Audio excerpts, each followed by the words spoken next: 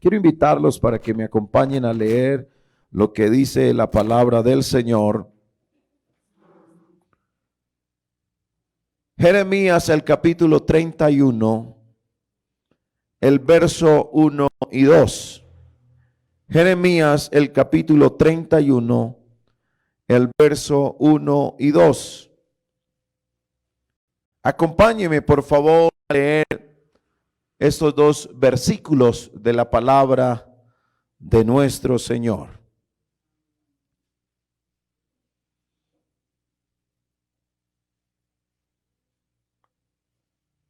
A una voz, así ha dicho Jehová, el pueblo que escapó de la espada. Estoy en Jeremías 31, el verso 2 y 3, verso 2 y 3. Dice, así ha dicho Jehová, el pueblo que escapó de la espada halló gracia en el desierto.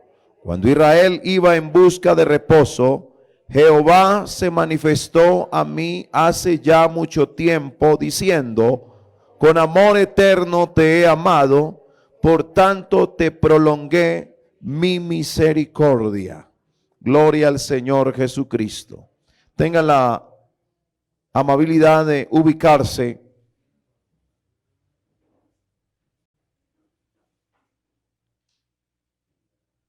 Y quiero hablarles del plan eterno de Dios. El plan eterno de Dios. Así ha dicho Jehová, el pueblo que escapó de la espada halló gracia en el desierto, cuando Israel iba en busca de reposo. Y el verso 3 utiliza la expresión, Jehová se manifestó. Y dice, a mí hace ya mucho tiempo, diciendo, con amor eterno te he amado. El profeta está siendo testigo del plan eterno de Dios. Y quiero que hoy, viendo las Sagradas Escrituras, nos está dando las razones por las cuales nosotros como iglesia del Señor predicamos la palabra, damos testimonio del Señor. Y cuando usted se fija en las Sagradas Escrituras, tenemos unos antecedentes de la misión que tiene su origen en el plan eterno de Dios para con el hombre. Lo que el Señor se propuso en sí mismo al hacer la creación humana. Cuando usted lee el primer libro de la Biblia, Génesis, y usted lee el capítulo completo 1 y el capítulo 2 completamente, podemos ver de manera contundente cómo el Señor creó al hombre y le dio unos privilegios y tuvo unos propósitos desde antes de hacerlo con él. Y cuando analizamos lo que el salmista escribe en el Salmo número 8, refiriéndose a esta creación selecta de Dios, porque el Señor en medio de la creación primero hizo la casa en donde el hombre iba a habitar y luego hizo al hombre ya cuando el Señor tenía la casa hecha. Pero el salmista hace una relevancia de la gloria de Dios y la honra del hombre. Y él dice, oh Jehová, Señor nuestro, cuán glorioso es tu nombre en toda la tierra. Has puesto tu gloria sobre los cielos. De la boca de los niños y de los que maman fundaste la fortaleza a causa de tus enemigos, para hacer callar al enemigo y al vengativo. Y mire cuando él hace una observación a la creación y tiene que decir, cuando veo los cielos, obra de tus dedos, la luna y las estrellas que tú formaste, el salmista hace una pregunta y es, digo, ¿Qué es el hombre para que tengas de él memoria? Y el Hijo del Hombre para que lo visites.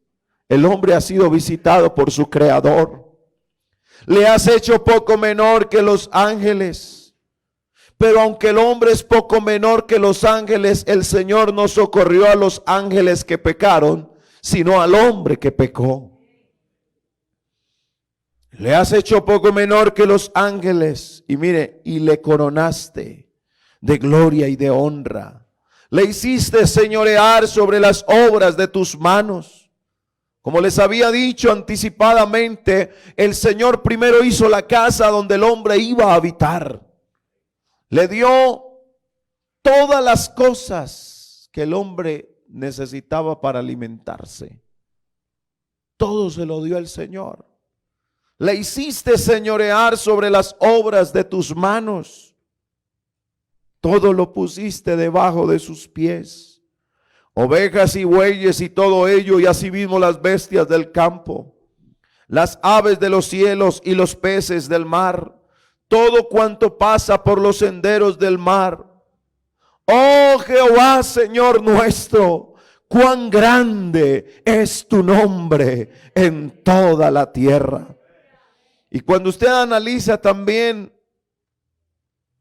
lo que dice el Salmo 103, el salmista también está reconociendo en este precioso salmo que el Señor le ha dado bendiciones al hombre. Por eso es que yo me atrevo a decir que son más las grandes bendiciones que las pruebas. Porque hay quienes cuentan más las pruebas que las bendiciones. Pero cuando yo miro este precioso Salmo 103, le está recordando el salmista a su alma diciendo: bendice alma mía Jehová, y bendiga todo mi ser su santo nombre. Bendice alma mía Jehová, y no olvides ninguno de sus beneficios. Porque a veces estamos pidiendo más y pidiendo más. Y a veces nuestros cultos se vuelven más el culto a la petición que el culto al agradecimiento a Dios. Siempre, hermano, el hombre es interesado en qué me va a dar el Señor, qué me van a dar. Y así es con los demás. ¿Y a mí qué me da? ¿Y yo qué gano? Uno le predica la palabra de Dios a una persona y bueno, ¿y yo qué voy a ganar con eso? Porque hay personas que esperan, es que a tal lugar me llamaron y me invitaron y me regalaron un mercado. A tal lugar me invitaron y me dijeron que iban a hacer una campaña de sanidad. Pero usted me está predicando el evangelio, pero ¿yo qué voy a obtener? Pero la gente no ve que ya el beneficio lo tiene. Con el mero hecho de vivir debemos darnos cuenta que si vivimos, por Él vivimos. Y gracias a Él somos lo que somos. No podemos olvidar las bendiciones del Señor. Él es el que nos fortalece. Él es el que nos ayuda. Ninguno puede decir es que yo hago, es que yo me la sudé. No, es que hasta las glándulas sudoríparas se las debemos a Él. Dios ha tenido un plan eterno para con el hombre. Pero el enemigo de nuestras almas se propuso destruir su obra y hacer caer al hombre, degradarlo al fin. Porque lo que Satanás buscaba era que Dios desechara al hombre para venir y acabar por completo con esta creación de Dios. Dios quiere que el amor de Él esté en nosotros, guardado, porque el amor de Dios nos guarda. Pero el propósito de Satanás es destruir la obra de Dios. Satanás está enojado porque él no le gustó para nada ese plan de Dios. ¿Cómo es posible que Dios haya venido a rescatar que le dio la espalda. Por eso el apóstol Pedro está recordándonos a los que creemos ya en el Señor, que hemos recibido este plan maravilloso de la salvación, que tengamos cuidado con nuestro adversario el diablo, porque como león rugiente anda buscando a quien devorar. Y mirando en un programa en el que hablan de las características de los animales, me llamó la atención cuando empezaron a hablar del león y hablar las características.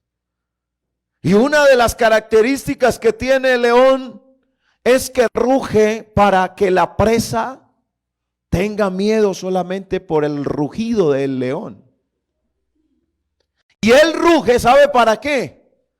Para que inmediatamente el que él está acechando salga corriendo.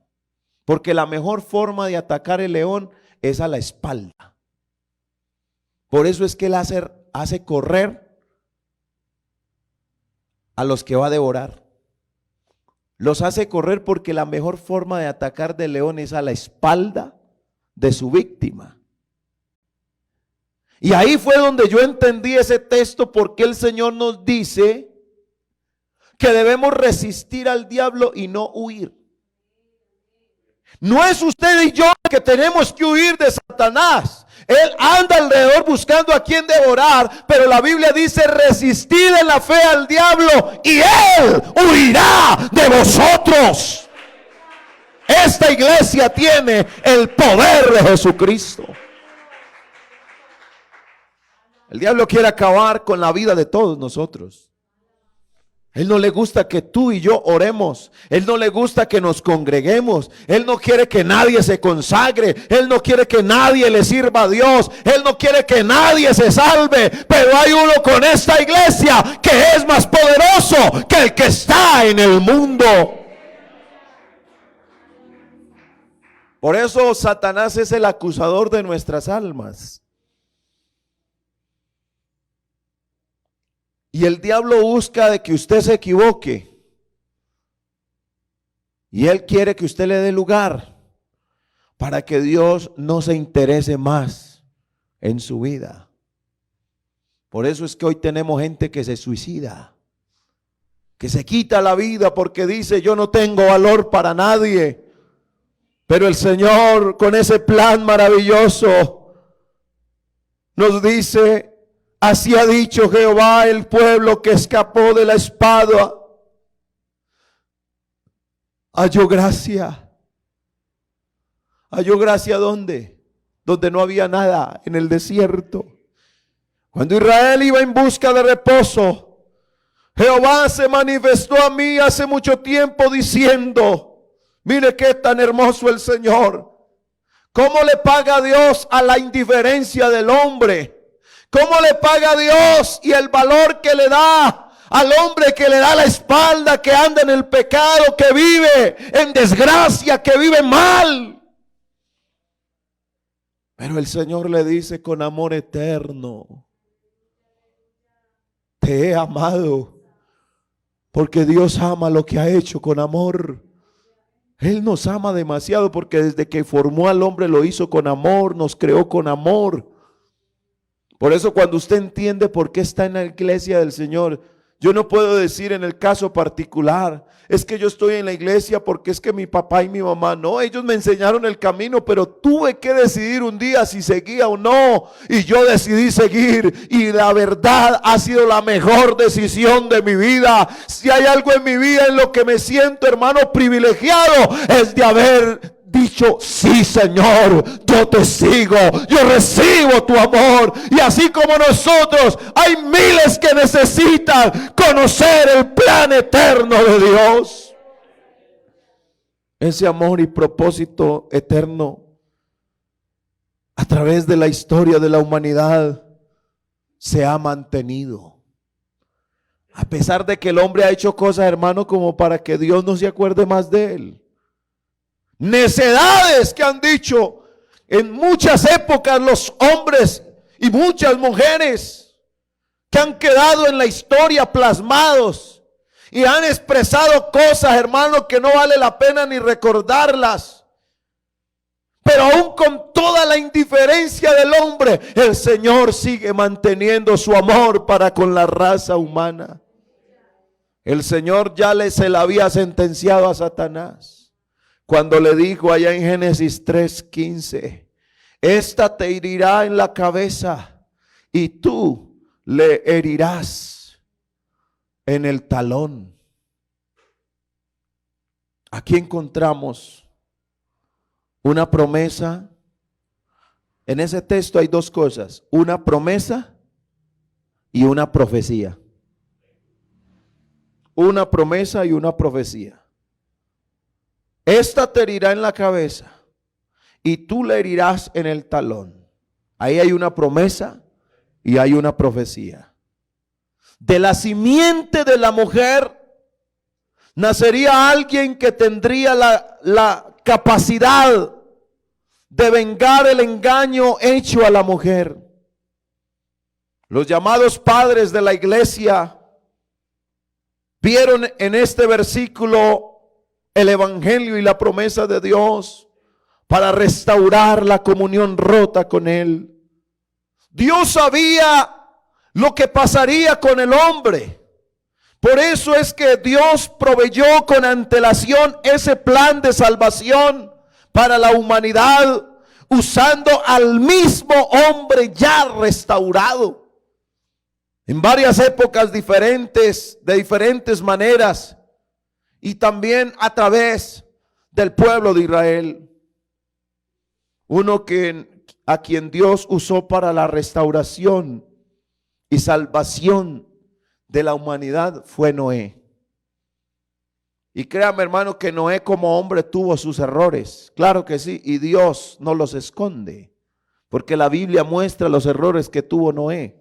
Pero también resalta que fue un hombre que le creyó a Dios. Porque usted y yo tenemos un privilegio que gracias a Dios, a través de los medios de comunicación, hoy a través de las redes, usted todos los días puede escuchar palabra. Y puede escoger hasta el predicador que quiera. Me gusta más como este predica. Bueno, usted lo puede escuchar. Noé no tuvo ese privilegio. Dios le habló una sola vez a Noé. Y con esa palabra, con una sola vez que le habló Dios, le sirvió para los 100 años que se demoró él construyendo el arca. Y hoy parece que necesitáramos 100 mensajes o toda una vida escuchando la palabra de Dios para poder entrar al arca de salvación. ¿Cuántos mensajes necesitamos nosotros para hacerle caso a Dios? Y yo sé, hermano, que si prestara este micrófono para que alguien contara cuántas predicaciones necesitó para llegar al Señor. ¿Cuánto tuvo que leer la Biblia para entregarse al Señor? Porque mire la dureza del hombre. Pero en Noé había algo muy diferente de los demás hombres.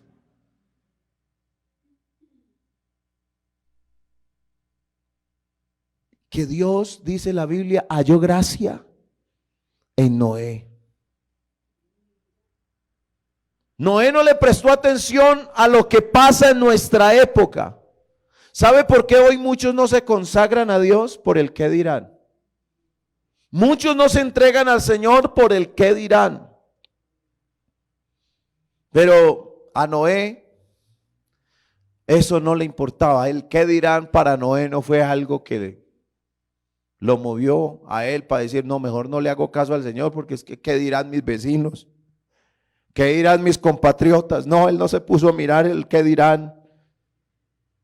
Y según lo que dice Hebreos 11:7, la Biblia demuestra que Noé fue salvo por su fe, la cual se evidenciaba cada día en la vida de Noé e impactó a su familia. Él todos los días, él tenía una razón por la cual levantarse y era, no, tengo que hacer la obra de Dios. Y la obra de Dios es hacer el arca. Y eso lo mostró él a diario. Y una vez más vemos esa frase que describe la obediencia característica de Noé. Y dice la palabra del Señor, e hizo Noé conforme a todo lo que le mandó Jehová. ¿Qué se dirá de nosotros, hermanos? ¿Qué se dirá de nosotros?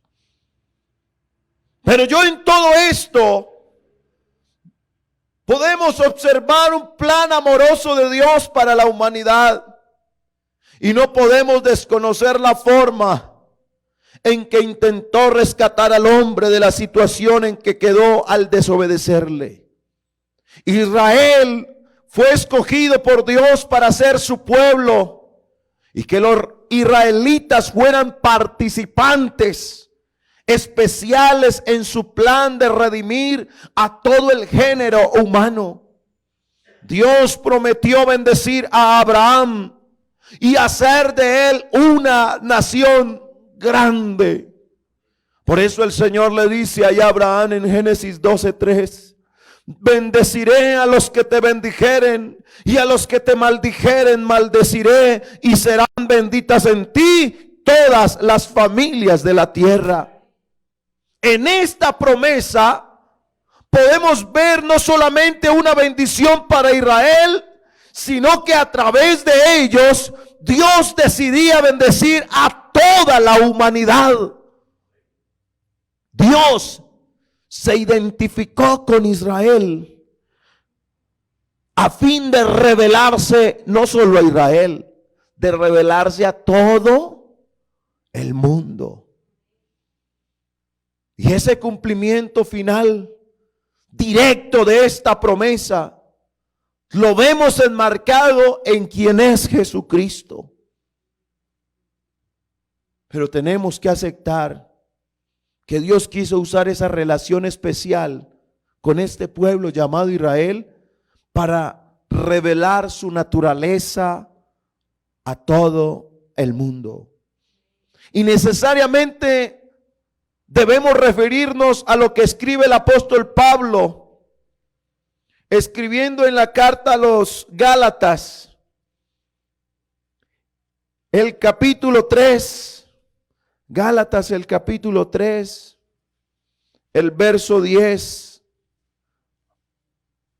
al 14 nos dice, porque todos los que dependen de las obras de la ley están bajo maldición, pues escrito está: maldito todo aquel que no permaneciera en todas las cosas escritas en el libro de la ley para hacerlas. Y que por la ley ninguno se justifica para con Dios es evidente, porque el justo por la fe vivirá. Y la ley no es de fe, sino que dice: el que hiciere estas cosas vivirá por ellas. Cristo nos redimió de la maldición de la ley, hecho por nosotros maldición, porque escrito está: maldito todo el que es colgado en un madero, para que en Cristo Jesús, mire aquí lo que yo les había dicho, para que en Cristo Jesús la bendición de Abraham alcanzase a quienes, solo a los israelitas, a los gentiles, a fin de que por la fe recibiésemos, ¿qué cosa? La promesa del Espíritu. Aquí hay una afirmación que en Cristo Jesús la bendición dada a Abraham también nos alcanzó a todos nosotros. Además, a lo largo de las Escrituras encontramos que en el Antiguo Testamento se habla del Mesías que vendría, y en el Nuevo Testamento se hace referencia al cumplimiento de dichas profecías. Cuando usted compara, por ejemplo, lo que dice el profeta Isaías en el capítulo 9, el verso 6, que nos dice: un niño nos es nacido, hijo nos es dado. Y cuando usted compara Isaías 9, 2, estas profecías que están en Isaías, muy claramente la palabra del Señor lo que nos quiere mostrar es que tienen un fiel cumplimiento en el Señor Jesucristo. Gloria al Señor. Todas estas profecías tienen un fiel cumplimiento en el Señor, porque las promesas en Dios son en Él sí y en Él amén. Y Isaías 9:2 lo está diciendo proféticamente. Dios hablando a través del profeta Isaías. Y nos dice una esperanza, hermano, que nos ha abrigado. Y gracias a Dios que ya tenemos esa esperanza. Y mire, proféticamente dice la palabra: el pueblo que andaba en tinieblas. Eso era una profecía. El pueblo que andaba en tinieblas vio gran luz. Y los que moraban en tierra de sombra de muerte, luz les resplandeció sobre ellos. Alabanzas al nombre de Jesús. Y cuando usted toma la escritura y hace un comparativo, porque usted puede tomar lo que dice Isaías 9:2 y lo compara con lo que dice Mateo capítulo 4. Miremos lo que dice la palabra del Señor. Ya en el Nuevo Testamento vemos ese cumplimiento. En Mateo capítulo 4, el verso 16. Ahora es el Nuevo Testamento, pero mire lo que está diciendo. El pueblo asentado en tinieblas, y a los asentados en región de sombra de muerte. ¿Qué pasó? ¿Qué sucedió? Luz les resplandeció. ¿Y quién era esa luz? Y sigue diciendo: ¿quién es esa luz verdadera? ¿Quién es? Y dice: desde entonces. ¿Quién es el primer evangélico? Jesús de Nazaret. Y desde entonces comenzó Jesús a predicar y a decir: arrepentíos. ¿Por qué? Porque el reino de los cielos se ha acercado. ¡Aleluya! El Señor del cielo se manifestó en carne, y lo que era imposible para los hombres ahora es posible, porque en Cristo Jesús podemos llegar al reino de los cielos. ¿Cuánto le dan alabanzas al Señor? Esto lo hace solamente nuestro Señor Jesucristo. Y cuando usted lee el libro del profeta Isaías,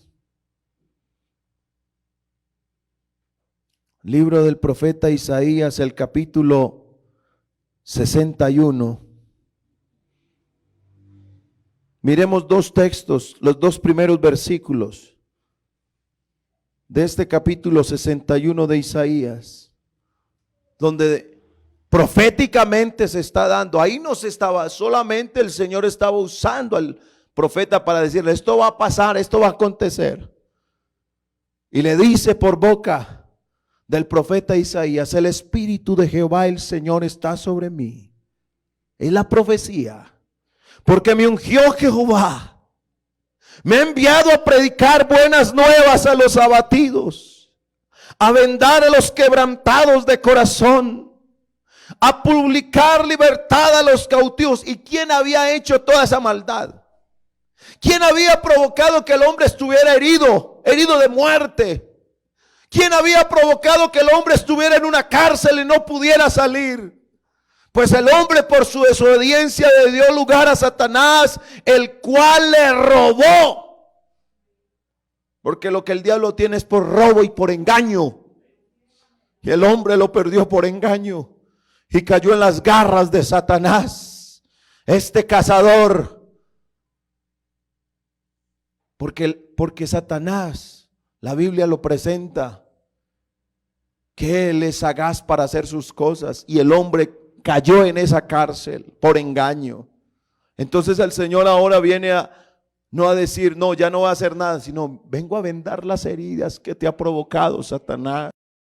Vengo a publicar libertad a los cautivos y a los presos, apertura de la cárcel, a proclamar el año de la buena voluntad de Jehová y el día de venganza del Dios nuestro, a consolar a todos los enlutados. Y en San Lucas 4:18, esto es hermoso leerlo. Porque si esto se queda ahí, hermano, uno diría, hermano, qué profecía tan linda.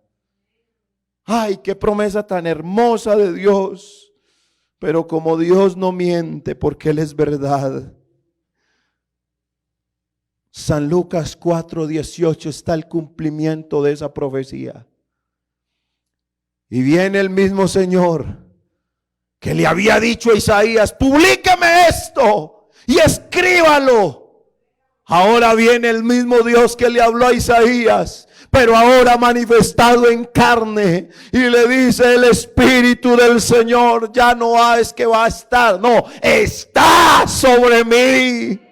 Por cuanto me ha ungido para dar nuevas a los pobres, me ha enviado a sanar a los quebrantados de corazón, a pregonar libertad a los cautivos y vista a los ciegos, a poner en libertad a los oprimidos, a predicar el año agradable del Señor. El Señor vino a traernos algo agradable en medio de la mazmorra, en medio del pecado en que vivía el hombre. El Señor vino a predicar un evangelio agradable, un evangelio de buenas nuevas, para que los cautivos puedan ser libres.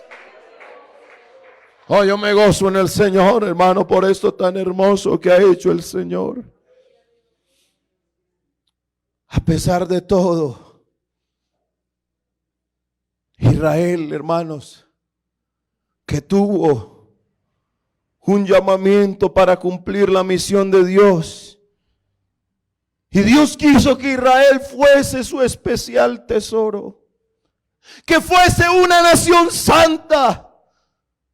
No estuvo a la altura del llamamiento de Dios y desobedeció permanentemente la orden de Dios de tenerle a Él como el único Dios para adorarle y para servirle.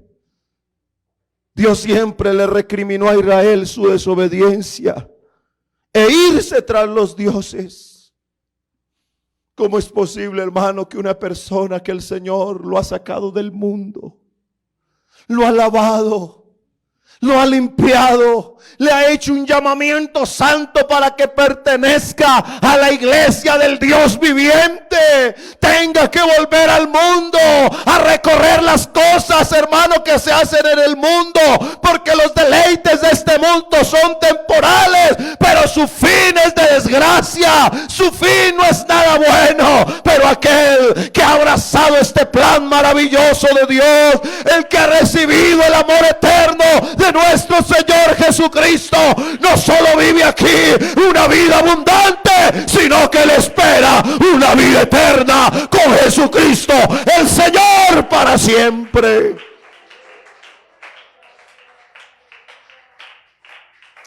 Verdaderamente el tiempo es corto.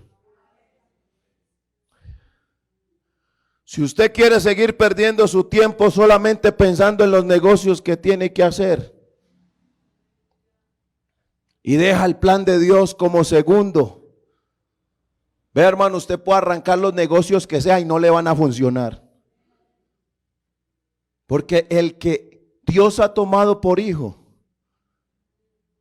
tenemos que reconocer que la prioridad de un hijo de Dios es el Señor. Pero cuando usted deja las cosas de Dios en segundo plano, hermano,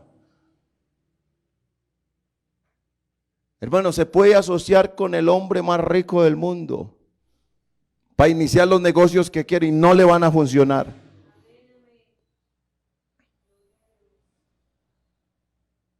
Necesitamos sobrevivir aquí en la tierra y eso está muy claro. Y el que no trabaje, que no coma, dice la palabra.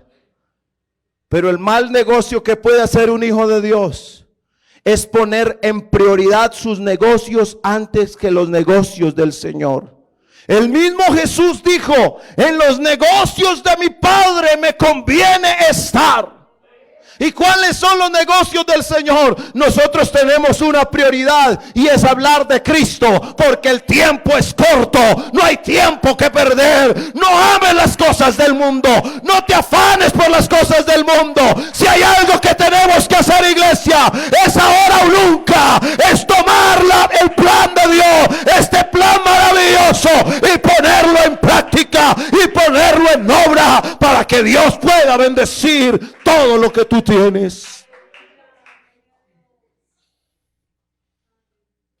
Dios te ha llamado para cumplir una misión. Y muchos hermanos, la excusa es: no tengo tiempo. Es que no me da el tiempo. Es que no tengo espacio, hermanos, para hacer nada. Sigue pensando así y te pasará lo de Israel. Dios quería algo con ellos, pero el Señor los tuvo que hacer a un lado y tomar para sí un pueblo que no era pueblo, para llamarlo su pueblo. Ahora nosotros somos pueblo adquirido por Dios. Pero no para decir: es que yo soy evangélico, es que yo sí sé de Biblia. No, Señor, esto no es para creerse los dones, los ministerios, lo que Dios le da a un hijo suyo. No es para creerse más que los demás. Si Dios te da conocimiento, eso no te da el derecho de hacerte mejor que los demás. Pues la Biblia dice que si alguno sabe, hágase como que no sabe. ¿Por qué? Porque hay uno que se las sabe todas y de él tenemos mucho que aprender.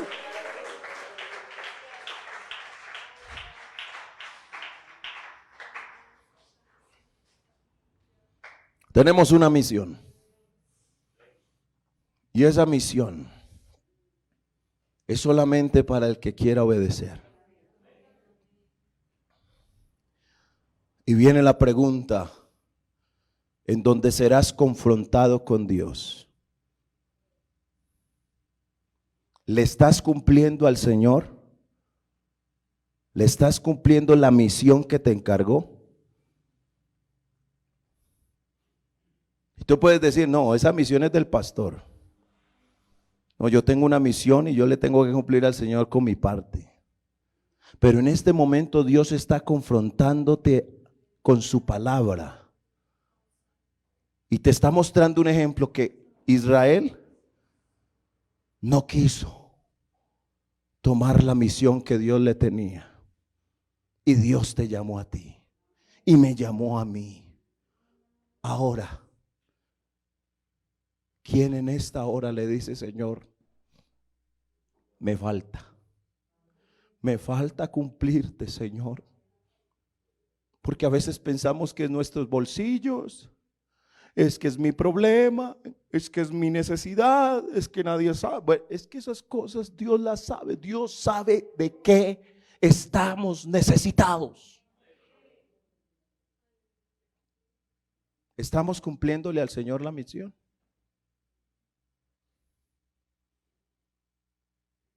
Y yo voy a invitar a alguien en esta hora que quiera venir al altar de Dios. El altar de Dios no es solamente. El altar de Dios, ahí donde estás, puedes doblar tus rodillas y decirle: Señor, me he ocupado en mis asuntos y he dejado tus asuntos, Señor. Pero si me das una oportunidad, Señor, de hacer tu voluntad. Dios mío, si tú me ayudas, yo no me quiero quedar sin hacer nada, Señor, en tu obra. Yo no me quiero quedar mirando cómo los demás le sirven al Señor y yo pudiendo hacer algo por la obra de Dios, me quedo mirando solamente. Esto es para gente humilde, para gente que quiera obedecer al Rey de la Gloria. ¿Quién quiere agradar al Señor con su fe? Ciertamente usted y yo no podemos, hermano, impresionar a Dios con nada. Pero cuando hay alguien, hermano, que le cree a Dios, cuando hay alguien, hermanos, que le dice: Señor, yo soy tan poquito, pero si esto poquito te sirve, ¿quién soy yo? ¿Quién soy yo para rechazar un llamamiento santo? ¿Quién soy yo para dejar de hacer tu voluntad si tú has sido tan bueno con nosotros?